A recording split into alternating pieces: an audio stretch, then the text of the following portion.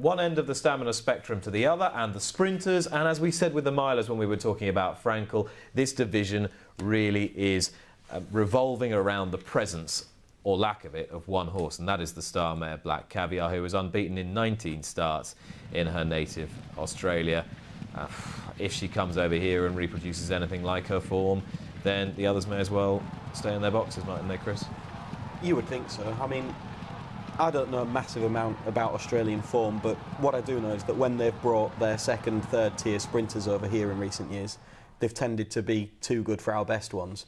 And she is mopping up races over there. And again, it comes down to visual impression. If you know that she's running in top level races, you know that at times she's giving weight to horses, and you know that she's running against top quality horses, and she makes them look slow. She's quite unusual insofar as you're used to seeing sprinters with that very fast twitch action, and she's quite big and quite tall, and she seems to float along doing it in the style of a middle distance horse, yet she's putting up massive times.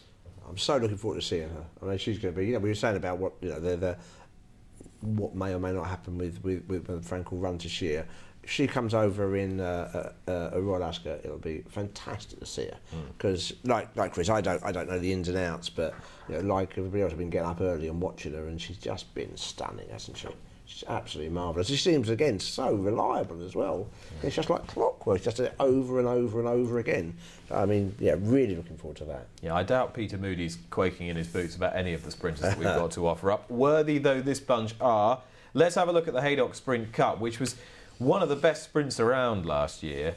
It's a real good race, and Bated Breath narrowly went down to Dream Ahead, who was retired at the end of last year after a fantastic campaign, and Hoofit controversially interfered with in third. The three of them were line abreast across the track. Hoofit, the big horse, the pink colours coming through centre of the picture, behind the brighter pink of Dream Ahead, and Bated Breath, the pink cat nearest to you.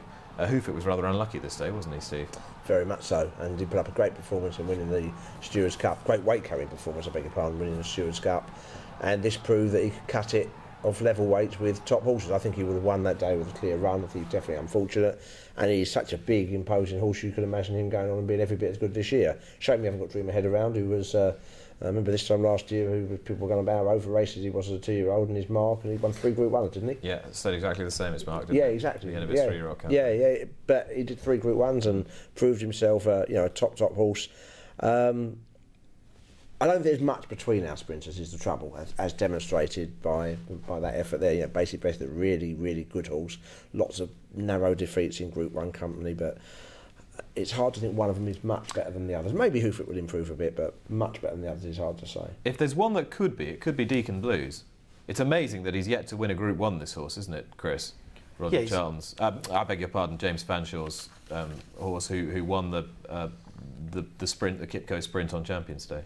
Yeah, I mean, he was thoroughly progressive last season, and he's one of those that a lot of his good form, I think I'm right in saying, has come at Ascot, hasn't it? He's got a lot of his runs there, but then a lot of the very good sprints in this country are run there, so that's a bit of a positive for him. He's one a little bit like Hoofit, who progressed out of handicap company up to that level, and that's the way that we go with a lot of our sprinters. I think a horse that we mentioned earlier on, I think, yeah, Deacon Blues has picked up an injury. Is that going to rule him out the whole season, though? I'm not sure. Well, it might well do. If they do get him back, then he's an interesting He'd be an horse. interesting contender, yeah. Looking at the handicappers who might progress out, like the likes of Hoofit and like Deacon Blues did last year, there's nothing that really sprung to mind as a horse in the sprint division who might do that for me. Pastoral Player possibly could get competitive in one. Particularly at Ascot. He's a little bit quirky, he's not the most straightforward, but there's a ton of ability there, and given that a lot of those good sprints are on at Ascot, he could be of interest. Looking at the younger horses who might come through, I think that Nephrite for Aidan O'Brien is a 3-year-old this season.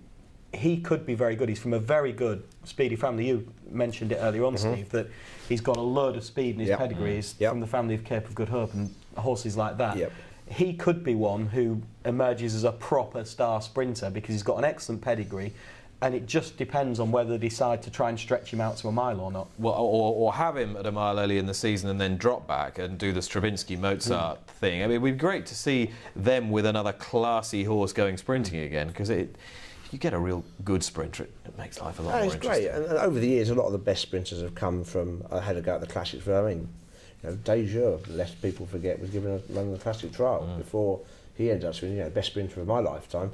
So I think it's often the way to go, because if where horses are trained at, they'll try and eke out the stamina of Nephrite, as Chris said. Brontero knows a horse you're keen on. Possible, but that might end up as being impossible. I mean, it might be a top miler, but Crudley's got so much pace, I wouldn't be surprised if that ends up sprinting. And there'll be horses coming from both Guineas who will be having a go at races like the July Cup when they come. Like, that tends to be when the 3-year-olds sort of have a go at the older horses. And they definitely do make the races more interesting when that happens. You want the next crop to come along, and maybe there'll be a really good one lurking there.